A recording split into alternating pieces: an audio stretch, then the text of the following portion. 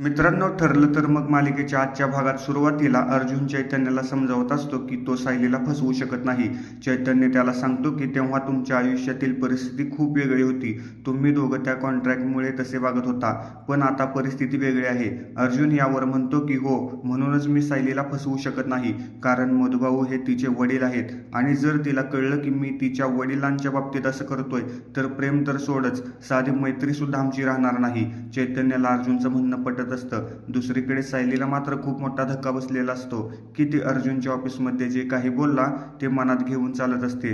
त्यामुळे तिचे रस्त्यावर चालताना सुद्धा लक्ष नसते. मागून येणाऱ्या गाडी तिला हॉर्न वाजवत असते, पण तरीही ते त्याच्याकडे लक्ष देत नाही आणि रस्त्यात मधोमध चालते. तिला वाचवण्याच्या नादात एक निष्पाप बाईकवाल्याचा ॲक्सिडेंट होतो. जेव्हा सायलीला याबाबत शुद्ध येते तेव्हा ती त्याची माफी मागते, मात्र तो तिला खूप काही बडबडत असतो. पण चूक आपलीच असल्यामुळे सायली सुद्धा काही बोलत नाही. सायली चालत मधुभाऊंच्या जेलच्या इथे जाते आणि अर्जुनला फोन करते. सायली अर्जुनला म्हणते की तुम्ही मला मधुभाऊंना नंतर भेटायला घेऊन जातो असं म्हणालेलात, पण मी आता इथे आली आहे, त्यामुळे माझा वकील या नात्याने तुम्ही मला त्यांना भेटावयाची परवानगी मिळवून देणार आहात की नाही. सायली थोडं रागातच बोलत असते, पण अर्जुनला ते समजत नाही. तो तिला सांगण्याचा प्रयत्न करत असतो की मी सुद्धा तुमच्यासोबत तिथे येतो, पण ती त्याचं काहीच न ऐकता फोन ठेवून देते. सायली एवढ्या रागात का आहे असा प्रश्न अर्जुनला पडतो. तेव्हा चैतन्य बोलतो की तू किती दिवस तिला मधुभाऊंना भेटायला घेऊन जातो म्हणून सांगत होतास, पण घेऊन गेलाच नाहीस, म्हणून कदाचित रागवले असेल. अर्जुन लगेचच सायलीकडे जायला निघतो. दुसरीकडे नागराज आणि प्रिया एकमेकांसोबत बोलत असतात. दिवसेंदिवस प्रतिमाचा धोका वाढत चाललेला आहे.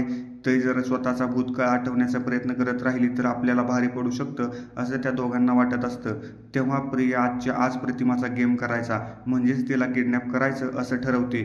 तिच्या डोक्यात प्लॅन सुद्धा रेडी असतो.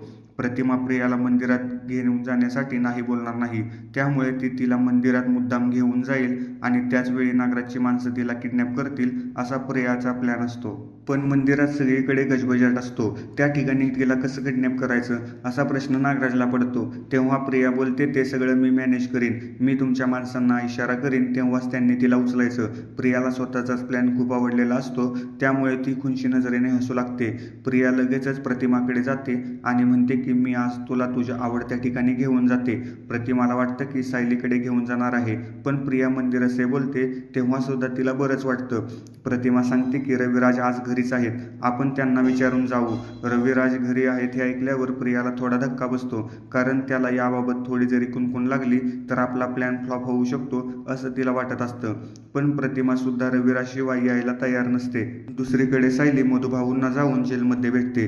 तिला खूप रडू येत असतं, कारण अर्जुनने आपल्याला फसवलं असा तिचा समज झालेला असतो. मधुभाऊंना जेल झाली तेव्हा तिच्या आयुष्यात काय काय घडलं याबाबत ती त्यांना सांगत असते. मधुभाऊंची माफी मागत सायली म्हणते की तुम्हाला जेव्हा जेल झाली तेव्हा तुम्हाला सोडवण्यासाठी मी सगळीकडे फिरले, तेव्हा कोणीच तुमची केस घ्यायला तयार नव्हतं. तेव्हा मला सगळ्यांनी ही केस फक्त अर्जुन सुभेदारच लढवू शकतात असं सांगितलं गेलं, म्हणून मी त्यांच्याकडे आले. पण सायली काही बोलणार इतक्यात मधुभाऊ मध्येच बोलू लागतात की तू त्यांच्याकडे गेलीस म्हणूनच तुझ्या आयुष्यात सोन्याचे दिवस आले. मात्र ते बोलताना मागे नजर करून बोलत असतात. जेव्हा सायली मागे बघते तेव्हा अर्जुन सुद्धा तिथेच उभा असतो. अर्जुनला बघून मधुभाऊ खुश होतात, पण सायली मात्र नाराज होते, कारण तिच्या मनात खूप राग असतो. अर्जुन मधुभाऊंना सांगत असतो की मी तुम्हाला सोडवण्यासाठी लवकरात लवकर प्रयत्न करेन, पण सायली म्हणते की हे किती सहज खोटं बोलत आहेत. आज जर का मी यांच्या ऑफिसमध्ये त्यांचं बोलणं ऐकलं नसतं तर मला सुद्धा ते खरंच वाटत राहिलं असतं. आता उद्याच्या भागात काय ट्विस्ट येणार हे पाहणं महत्त्वाचं ठरणार आहे. धन्यवाद.